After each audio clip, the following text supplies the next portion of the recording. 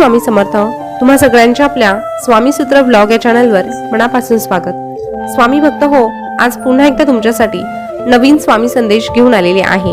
आजचा स्वामी संदेश खूप खास असणार आहे, कारण आज संकष्टी चतुर्थी आहे आणि गणपती बाप्पा स्वामी महाराजांच्या रूपात आपल्या समोर आले आहे. स्वामी महाराजही गणपती बाप्पांचं दर्शन आपल्याला त्यांच्या मार्फत देणार आहे. म्हणूनच आजचा संदेश खूप खास आहे. बघा ना, जसं फुलांची सुरुवात कळीपासून होते, जीवनाची सुरुवात प्रेमापासून होते, प्रेमाची सुरुवात आपल्यापासून होते, तसंच आपल्या प्रत्येक कामाची सुरुवात ही श्री गणेशापासून होते आणि ती गणेशांपासूनच सुरुवात व्हायला हवी, कारण गणपती बाप्पा विघ्नहर्ता आहे.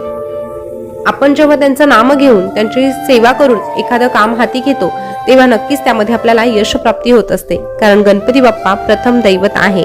तर अशा गणपती बाप्पांना वंदन करून आजचा संदेश तुम्हाला सांगणारच आहे.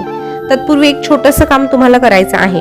गणपती बाप्पांनी आपल्या स्वामी महाराजांनी तुमच्यासाठी प्रसाद रूपी मोदक तुमच्यासाठी पाठवलेला आहे आणि त्यामार्फत तुम्हाला संदेश मिळणार आहे. त्या संदेशाचं पालन जर तुम्ही केलं तर निश्चितच गणपती बाप्पा तुमचे सगळे विघ्न दूर करतील आणि तुम्हाला आशीर्वादही देतील. तर चला, तुमच्यासाठी एक मोदक निवडला असेल अशी मी आशा करते आणि संदेश काय आहे तेही सांगते. ज्या भक्तांनी 1 नंबरचा मोदक निवडला आहे त्यांना स्वामी काय सांगतात बघूया. स्वामी महाराज म्हणजेच आपले गणपती बाप्पा आपल्या सगळ्यांना सांगत आहे की अरे, मातीत पडलेली साखर मुंगीच खाऊ शकते, हत्तीमध्ये ते सामर्थ्य कधीही नसतं. म्हणून लहान लोकांना कधीही लहान समजण्याची चूक तू करू नकोस. कधीही एखाद्या गोष्टीचा अहंकार तू बाळगू नकोस. अहंकारामुळे स्वतःची मान उंचावू नको, कारण जिंकणारे सुद्धा सुवर्ण पदक हे नेहमी मान वाकवूनच घेत असतात. म्हणून नेहमी अहंकारापासून लांब राहा.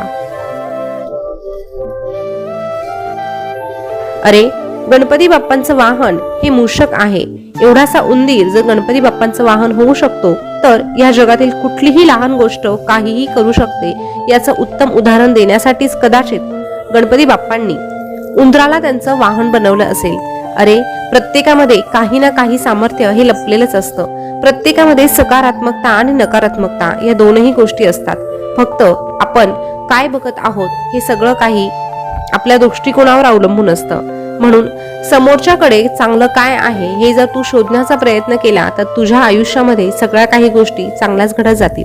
आणि ज्या गोष्टी तुला पटत नाही त्यावर चर्चा करत बसण्यापेक्षा किंवा त्यावर वेळ खर्च करण्यापेक्षा त्या गोष्टी तिथल्या तिथे सोडून द्यायला शिक.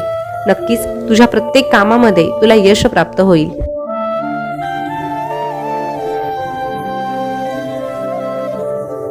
गणपती बाप्पांचं जे मोठं पोट आहे ना, ते तुला हेच शिकवतं की तुझ्या कानावर ज्या काही गोष्टी पडतात त्या तू तुझ्या पोटात साचवून ठेव. इकडे तिकडे त्या सांगण्यापेक्षा आणि दुसऱ्यांच्या बद्दल वाईट अफवा पसरवण्यापेक्षा त्या स्वतःपुरत्या मर्यादित ठेव. त्याने बऱ्याच गोष्टी सोप्या होण्यासाठी तुला मदत मिळणार आहे. त्यानंतर गणपती बाप्पांचे सुपासारखे कान म्हणजे काय रे, तर प्रत्येक गोष्ट ऐकून घ्यायला शिक. प्रत्येक वेळेस स्वतःची मतं मांडण्यापेक्षा दुसऱ्यांचंही कधीतरी म्हणणं तू जर ऐकून घेतलं तर नक्कीच त्याने देखील तुझ्या ज्ञानात भर पडणार आहे. आणि जेव्हा तू दुसऱ्यांचं म्हणणं ऐकून घेणार आहे तेव्हा दुसरेही तुझं म्हणणं ऐकून घेणार आहे, तुझ्या मतांना प्राधान्य देणार आहे. म्हणून गणपती बाप्पांचे सुपासारखे कान तुला दुसऱ्यांचं ऐकून घेण्याचं मार्गदर्शन करतात. त्यामुळे त्यांच्या पावलावर पाऊल ठेवून चाल.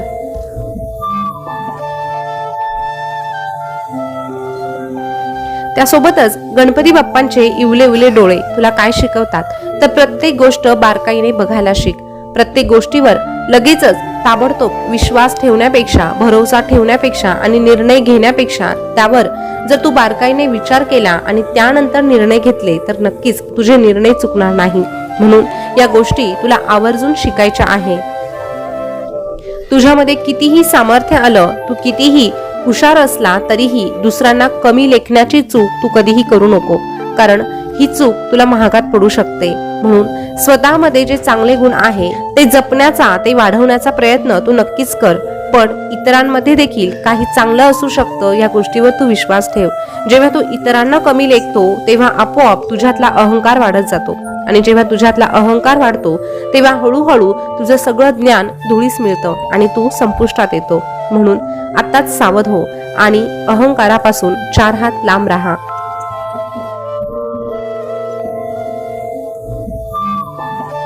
तुझी स्वतःची कर्म चांगली ठेव आणि मुखात आमचं नाम ठेव.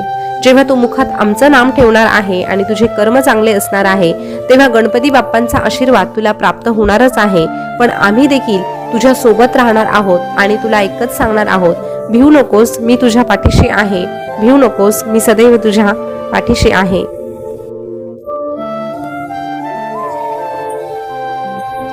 स्वामी भक्त हो, आता ज्यांनी 2 नंबरचा मोदक निवडला आहे त्यांना स्वामी महाराज काय सांगतात ते बघूया. स्वामी महाराज आपल्या प्रत्येक भक्ताला सांगतात की अरे प्रत्येक वेळेस समोरच्याला तू योग्य समजावं असं नाही, पण कुणाबद्दल कधीही गैरसमज करून चुकीचं कुणाला ठरवू नको. जेव्हा तुला एखादी गोष्ट पूर्णपणे माहीत नसते तोपर्यंत तू दुसऱ्यांना चुकीचं ठरवू नको.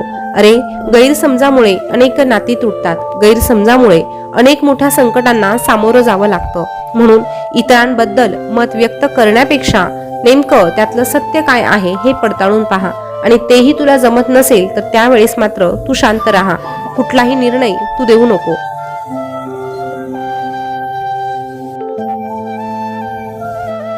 अरे तुझ्या आयुष्यात तुला बरीच अशी माणसं भेटतील जी स्वतःच्या स्वार्थासाठी दुसऱ्याच्या चुगल्या करून भांडणं लावून मजा घेतील, पण आज ते जे करतात ना ते त्यांना फेडावंच लागणार आहे. प्रत्येकाला कधी ना कधी त्याच्या कर्माची फळं ही मिळतच असतात. म्हणून तू सावध राहा.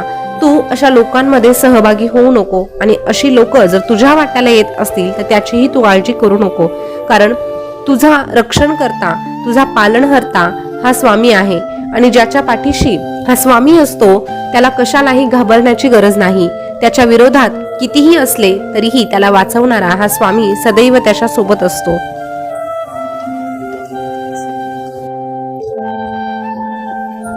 म्हणून तुला जर आमची साथ हवी असेल तर इतरांबद्दल तू असे डावपेच खेळू नको. इतरांना फसवण्याचा तू साधा विचारही करू नको. अरे आम्ही तुला इतकंही खाली ठेवणार नाही की तू मारलेली हाक आम्हाला ऐकू येणार नाही, आणि आम्ही तुला इतकंही मोठं करणार नाही की आम्ही मारलेली हाक तू ऐकू शकणार नाही. सदैव आम्ही तुला आमच्या सेवेत ठेवू. तुझ्याकडून आमची अखंड सेवा कशी घडेल यासाठी प्रयत्न करू, पण तू देखील तुझ्या बाजूने प्रामाणिकपणे प्रयत्न करायला हवे आणि स्वतःची कर्म चांगली ठेवायला हवी. ज्याचे कर्म चांगले असतात त्याच्याच सेवेचा आम्ही स्वीकार करत असतो.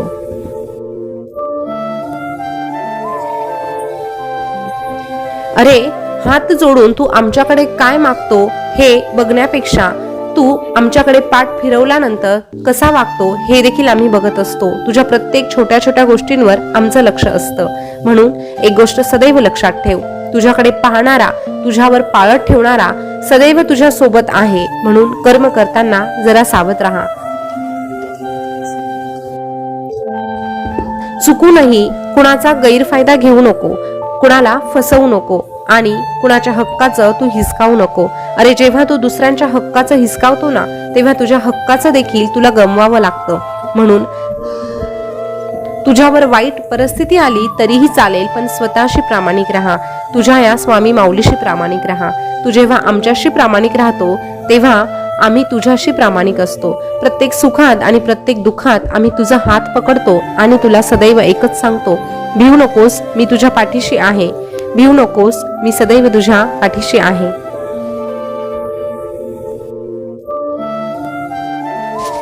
स्वामी भक्त हो, आजचा स्वामी संदेश तुम्ही ऐकला असेल तर आजच्या संदेशमध्ये आपल्याला खूप मोलाचा असा संदेश स्वामींनी आपल्या गणपती बाप्पांनी दिलेला आहे. तो काय तर बघा, आपल्या वाट्याला सुख आणि दुःख येणारच आहे.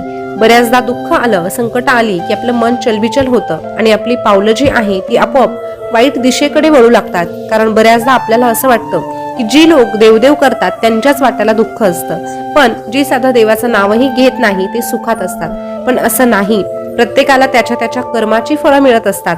आपल्या वाट्याला जर दुःख आलं आहे तर आपल्या पाठीशी असणारा भगवंत, आपले स्वामी महाराज, ते दुःख कमी करण्यासाठी आपल्याला मदत करत असतात. हे जरी आपण मान्य केलं आणि आपली कर्म चांगली ठेवली तर निश्चितच स्वामी महाराजांचा आशीर्वाद आपल्याला प्राप्त होणार आहे आणि आपलं आयुष्य हे स्वामींच्या नावावर होणार आहे. आणि ज्याचं आयुष्य स्वामींच्या नावावर असतं त्याला या आयुष्याची फिकीर करण्याची गरज पडत नाही. जर या गोष्टीवर तुमचा विश्वास असेल तर कमेंटमध्ये श्री स्वामी समर्थ लिहा आणि आपल्या स्वामी सूत्र ब्लॉग या चॅनलला सबस्क्राईबही करा. पुन्हा भेटूया नवीन स्वामी संदेश घेऊन. तोपर्यंत स्वस्थ राहा, मस्त राहा आणि आपले स्वामी संदेश ऐकत राहा. धन्यवाद.